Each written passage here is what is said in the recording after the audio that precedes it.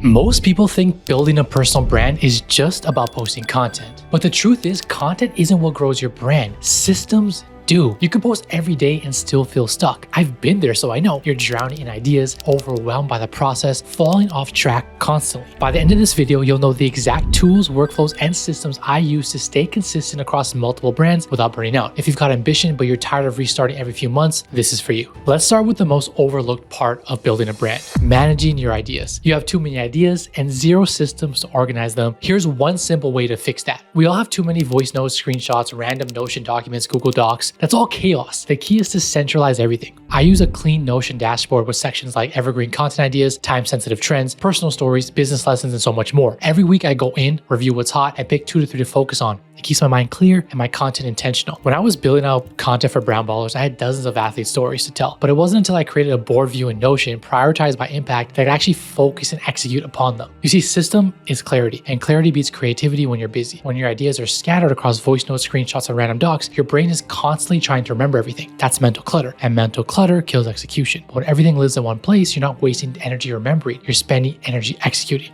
And keep in mind, you can also use AI for this. You can use Notebook LM, you can use the same thread in ChatGPT, you can use manus.im. There's a ton of tools that will allow you to unlock this for you, whether you want to use a lot of tech or keep it simple like Notion, or even pen and paper like a book. You need to just focus on building your idea management system. You want to centralize everything, review weekly, and pick 2 to 3 ideas to focus on. That's how you go from drowning in ideas to actually creating content. But having organized ideas is only step number 1. Next, you need a workflow that doesn't consume your entire week. Here's how I actually produce content without letting it consume my entire week. You're creating content from scratch every single day. That's why you're burnt out. Here's the smarter way. I batch film everything. So that means I film a minimum of 4 to 5 videos in one go. Normally I film 10 videos at the same time. That means I already have the scripts all set up and bullet pointed out. I record vertically and horizontally so I can easily repurpose, and I use the same lighting, mic, and setup so there's no wasted time in between switching between the scripts. Now, depending on your goals, each video can become one YouTube long form, 2 to 3 reels or shorts, a newsletter, a tweet, an Instagram carousel, and a bunch of other things, all from one core idea. This is how I post daily without creating something from scratch every single day. Most people think you need to create